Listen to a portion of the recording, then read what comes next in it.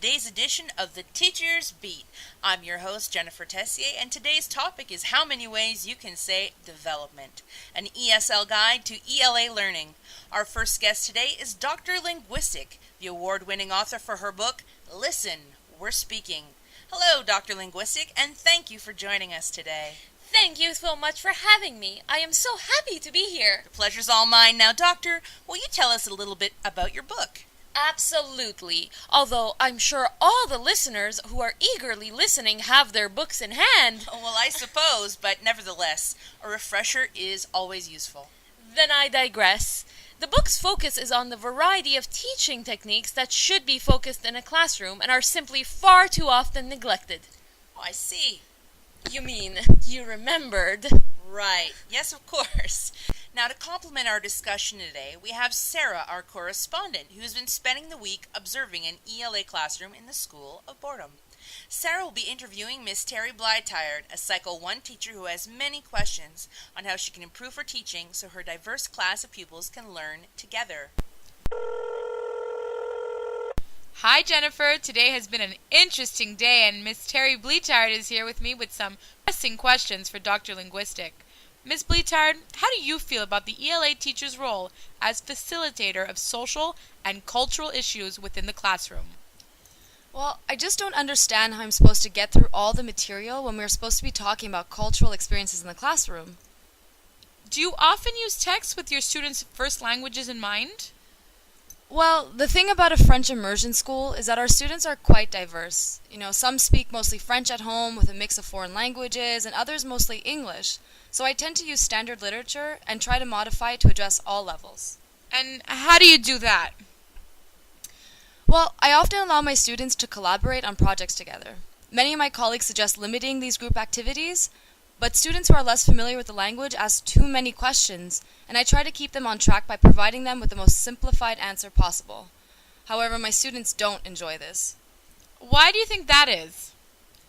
Well, I'm not sure actually. My more advanced students become disengaged with the material because the tasks just aren't challenging enough for them, and the second language learners seem to want to ask questions about everything. It's very hard to balance and still stay on our tight schedule. But two things that have really improved student participation and increased their comfort level has been involvement in extracurricular activities. I'm the coach for the co-ed soccer team at our school, and it really allows the more shy L2 learners to come out of their shell and excel socially. They still have difficulty expressing themselves in the class, like they don't like being called on, but they don't volunteer. So it makes it really difficult to know where they're at and what they're having trouble with in class so I can tailor some of the lessons to their needs. Well, there you have it, Jennifer. One teacher in a large class with a limited amount of time. How can she make her students feel more comfortable? Does this need to compromise the learning of the English students in the class? Hopefully, Dr. Linguistic can provide us with some insight. That's all from us here at Boredom Academy. Back to you, Jennifer. Thank you very much, Sarah and Miss Terry Blytard. You both brought up some very interesting points. Dr. Linguistics, before continuing with our call-in questions, what kind of advice can you offer Miss Blytard? I would like to turn her attention to a very promising new approach that is currently being implemented in Canada, as well as the United States and Spain. It is the Cognitive Academic Language Learning Approach, or CALA for short. I think this will serve our hardworking teacher at the Boredom Academy because it is an approach that integrates content instruction and language development as well as learning strategies. It's always a good sign when approaches are already successfully implemented because they serve as helpful models and might be very helpful indeed for teachers such as Ms. Blytard who can continue to focus on the course content while maintaining second language learners' interest. Exactly. Well, I know parents, teachers, and students are eagerly listening with their very own questions. So that brings us to my personal favorite segment, Call and Ask the Expert. That's right, it's your chance to call in, listeners. Just call or text your question to 514-035-BEAT. Oh, and here we have our very first caller already. Hello, you're live with Dr. Linguistics on The Teacher's Beat. Hi, Jennifer and Dr. Linguistics. Hi, what's your name and how can we help you? My name is Etienne, and I go to an English school. I really like to read a lot, but my spelling, it's bad. My teacher helps and gives us vocabulary tests, but I don't do so good, and I don't remember how to spell words. Hi, Etienne. Thanks for calling in. I guess your question is about how to improve classroom strategies. I don't know. I just want to learn words better. Yes. Well, the most successful strategy when it comes to vocabulary development is to provide context for the words you are learning. Teachers should be doing this, but if they don't, you can always look up the words and find an example of how it is used in a sentence. This will make the word easier to understand and therefore easier to remember. This approach is referred to as meaningful learning. Do you find that this approach is still effective for first language listeners in an ELA class? Yes, of course it is. Do you know the etymology of the words you read? Do you know the true meaning of hot potato? Where that expression comes from? Well, hot potato. I can't say that I do. And that is why this approach is equally of value to the more advanced students in the classroom. Well, thanks for calling, Etienne. We have a couple text messages, so I'll read one from Miss Susie Burnout who says, I'm tired of standing and talking to my students all day. L2 learners require a lot of extra information and they have become more comfortable asking questions. This is good, but it delays the class and puts me in a stand and deliver position, which I abhor. How do I continue to facilitate all my students' learnings while attending to their individual needs and levels? Very good questions, Miss Burnout. I don't blame you for your frustration. There are a lot of alternatives to resorting to the stand and deliver methods. One of the more common ones is grouping your students for collaborative learning exercises. Cooperative learning makes it easier for students to work on their oral language, especially if they are among peers of the same level. They feel less intimidated. Another interesting approach is the use of bilingual poetry. For the most part, Quebec ELA classes are composed of English mother tongue and French mother tongue students. Though research proves that bilingualism in the classroom is a good support for mainstream and ESL learners both, it has only been used as a temporary crutch up till now. However, it can be of great value for both ESL learners and mainstream ELA students who will have an opportunity to examine the intentionality of language as well as its limitations.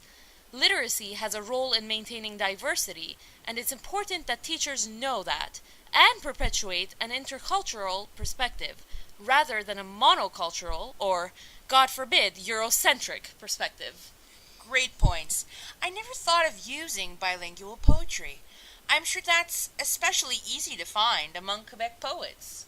Indeed, there's a plethora that could really change the way English is taught, especially in French immersion high schools and French CEGEP's ELA classrooms.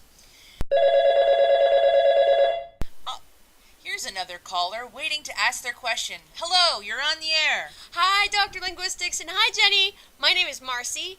First off, I want to say that I love Teachers Beat.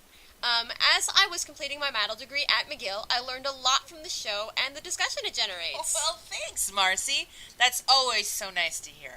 My question is, how can I motivate all my students to learn English when some are unfamiliar with the cultural concepts we discuss?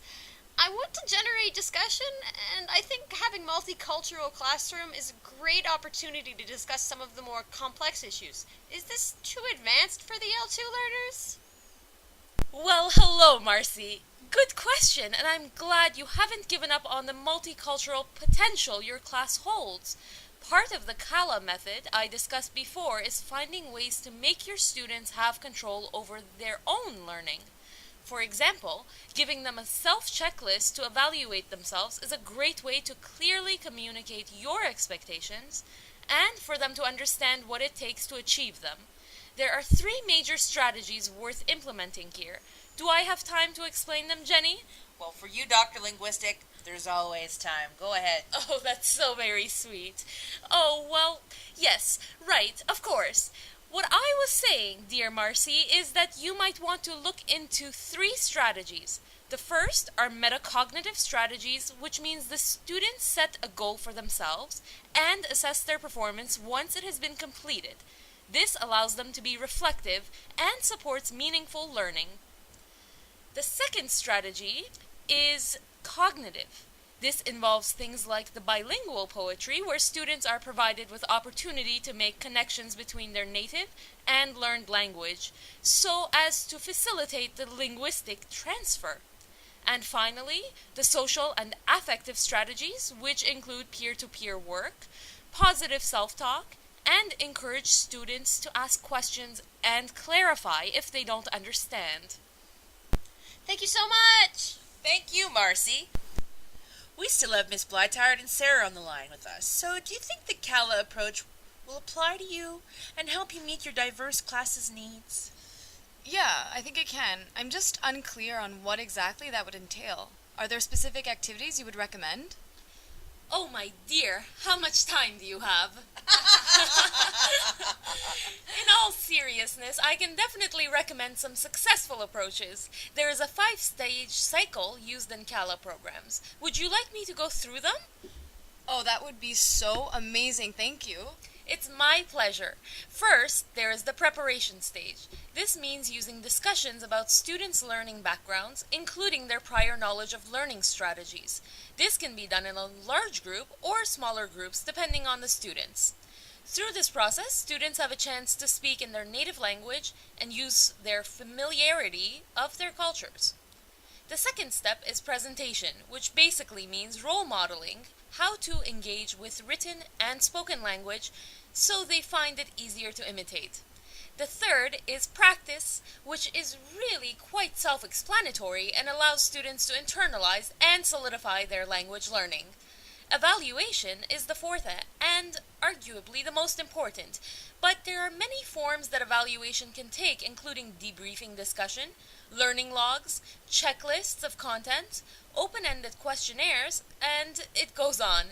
Anything that allows students to demonstrate what they know rather than what they say. Last but not least is expansion, which ensures that students can continue learning beyond the confines of the classroom. Wow, that was quite useful and a very thorough rundown of the strategies. Did that answer your question, Miss Blytard? Oh, extremely. Thank you so much for that helpful explanation, Dr. Linguistic. I can definitely see myself implementing the 5-cycle CALA system in my classroom. Looks like we'll have time for one more caller. Here's the principal of an international school here in Montreal with a recorded message. Hi, so I have a question about students who learn English. Right, so there are many ideas, but how can a space be used? Like art, on the walls? It makes it nice, but sometimes there are other ideas. What could we include to make a classroom more conducive to learning? I like that you called and addressed how space can be used because it's a very good point that hasn't been asked yet. The thing is, even though you may be teaching, say, an English literature class, some students may not have enough knowledge of the basics. For mixed classrooms where you have several beginners, you can label every item in your class from the chalkboard to the desks so that everywhere students look, they are developing their vocabulary. This can be especially beneficial in the science lab, where several items might be foreign in English, and that alone might make the class difficult for students. Also, have them make their own photo dictionaries with words they often use. Well, Dr. Linguistic, you have certainly answered all of our questions. For more questions, feel free to write to us on Facebook. Thank you to Sarah, Miss Terry Blytard, Etienne, Principal Many Questions, and Marcy for your contributions for today's discussions. Dr. Linguistic, we hope to speak to you again. Well, thank you for having me. It was a surprisingly intelligent conversation. What a delight. Well, thank you, and have a great day. That's all we have for today. Have a wonderful evening, and make sure to join us tomorrow when we talk about the role a teacher's toupee played in his confidence levels. Until next time, I'm Jenny, and this was The Teacher